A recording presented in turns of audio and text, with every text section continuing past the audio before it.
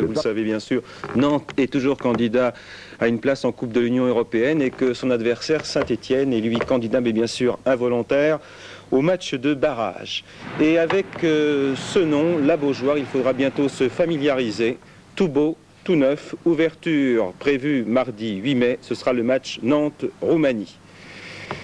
Mais hier soir, pour la dernière fois, on traversait la Loire pour dire ciao à Marcel Sopin avec un verre de muscadet à l'appui. Ce n'était pas du reste n'importe quelle dernière, les jaunes contre les verts, Nantes contre Saint-Étienne, les deux têtes d'affiche du football français de ces 15 dernières années.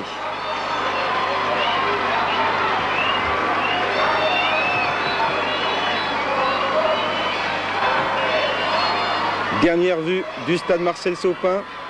Et puis tout de suite, les Verts, avec tout au moins ceux qu'il en reste, qui sont en danger. Alors ils vont jouer avec rang, avec courage et même avec beaucoup de talent.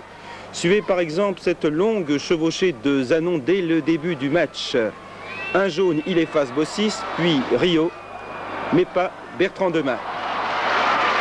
Mais Nantes, vous le savez également, c'est également un beau style. Combinaison entre Ali Lodzik, Baron Kelly, Amis et Baron Kelly.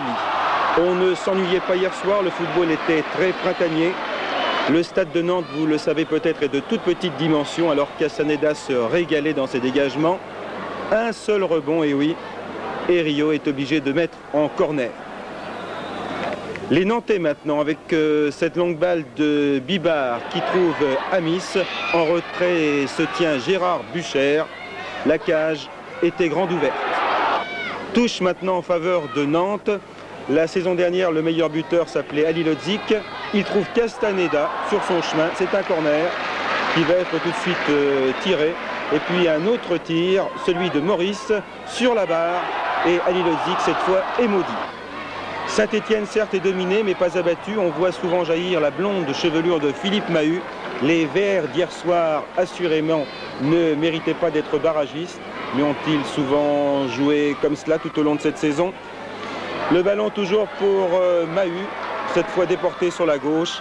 Et Caro passe tout près, alors que Bibard donne du souci à Jean-Paul Bertrand de Magne. 0-0 à la mi-temps, ça ne fait pas l'affaire de Nantes.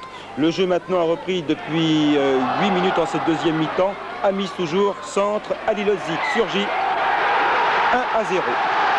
Les Nantais par la suite marqueront 2 autres buts, mais ils seront refusés. Quant à Saint-Étienne, il sera menaçant jusqu'au bout, mais seul le pied gauche du Yougoslave de Nantes s'inscrira au bilan de la soirée. Nantes 1, Saint-Étienne 0. Et à l'heure où le buteur se fait une beauté, ses camarades Blanchet. Metz réussit un carton en Nîmes. 7-3, mais oui, 6 buts de Kurbos. Toulon se sauve en gagnant à Laval, grâce à un but d'Onis, un de Bénédé. Rennes qui gagne à Nancy, trop tard le tonnerre, pourrait-on dire. Sinon, on peut souligner tout de même la victoire de Lens sur Brest, 3-2. Au classement, en tête donc, comme vous l'a dit et redit, c'est Bordeaux qui est premier ex-aequo avec Monaco, mais Bordeaux, plus 37 à la différence de but. Alors, Rennes et Nîmes sont en deuxième division, bien sûr, nous voyons maintenant le bas du tableau.